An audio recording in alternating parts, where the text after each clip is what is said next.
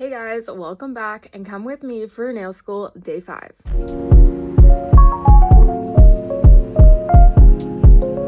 Hey guys, come with me for nail school day 5. We are here at school. Let's get to class and get started on our first client. We're a little bit late, but that's okay.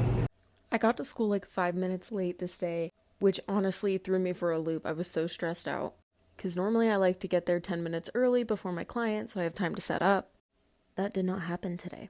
But that's okay, we got right into it and started removing her gel polish so that we could go in for the fill. This is my sister-in-law and she just has a gel overlay of some builder gel. She's been doing her nails at home and in all honesty, she's been doing a really good job. My client's getting married this summer and wants to have a good natural length for her wedding nails, which is why we're sticking with a simple gel overlay for now to try to grow out the natural nail. And I mean, so far so good, her natural length is going well. I didn't see any indications of lifting or cracking, so it was a very quick and easy fill.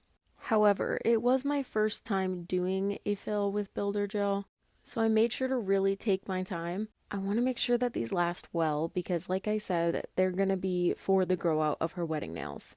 I think in total it almost took 3 hours, which is a little bizarre for a gel overlay fill, but you know, we're in school, we're learning. I'm stopping to talk to the teacher. It takes time. I handed her my color swatch wheel so she could start taking a look and decide what she wanted. We ended up going with a nudie pink polish as well as a red cat eye. The nude polish is a color base from Beetles. And then my top coat, primer, and prep were all from Ugly Duckling. Also guys, since being in school, it's really my first time being trained with using gloves. As you can see, I periodically forget to put on gloves, but that's okay. Eventually they get on. And I promise you my hands are clean, and lucky for me, no blood pathogens were drawn during my services, so we're safe, people. But I definitely have to get myself into the habit of putting them on. I made sure to clean up and prep her cuticles well. Cuticle prep on yourself is very difficult. Her cuticles were pretty overgrown. To make sure the fill is seamless, I made sure to get all of that dead skin out of there. Changed out my cloth to get rid of all the prep dust, and we went ahead and got started. Going in with my first layer of the builder gel, and it was my slip layer, rubbing it into all those nooks and crannies. Without curing, I go back and add my actual thickening layer. The slip layer just helps the gel adhere to itself for overall better adhesion. It also makes it so much easier to glide that gel around the nail, and the self-leveling just stays on the finger. If you don't do a slip layer, you're self-leveling. When you flip your hand, your gel's just going to run all over your cuticles. And that's because there is nothing for the gel to adhere to stop it from running off your fingernail. So do your slip layer, that might be what you're missing.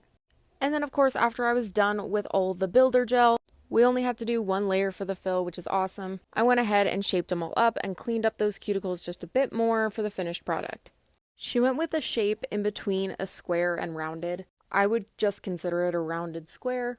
And of course, they're her natural length, so they're just little shorties. I love the shape on her. I honestly think it looks very natural. Don't worry guys, I did the thumbs. I now went back in with my prep and primer to prepare for the gel color top. We went for this beautiful nudie pink. It's from Beetles, accompanied by a red cat eye on the ring finger for a little bit of an accent nail. I love the color combo she picked. Looks so beautiful, and here's the final product for you guys. I am so excited to do her wedding nails. Don't worry you guys, I will be posting it on here. I then jumped right into my infection control so that I could go for my lunch break before my next client came in. I went on a little walk around the city with some of my other nail technician friends. It was a beautiful day this day. Client 2 arrived at around 1 p.m. and we jumped right into the acrylic removal. During our client consultation, she did tell me that this was her first time having her acrylics removed in years. She couldn't remember the last time they were off. So right when I heard that, we started talking about a gel overlay. Her nails were quite thin after removing all of that acrylic, so I wanted to make sure that they weren't going to break on her because she wanted to retain some of that natural length if she could. They are quite a bit shorter than the original acrylics that she had on, so a new chapter for her with some short nails. We went with a softer coffin shape, and she chose a beautiful pink color for her overlay, once again using Ugly Duckling prep primer and top coat. I am using an OPI base coat, and the color top is once again from Beetles. I'm a big fan of their nude polishes. If you haven't tried them, go check them out.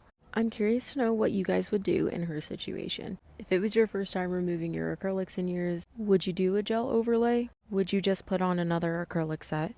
Or would you go bare? Put nothing on your nails and just hope for the best?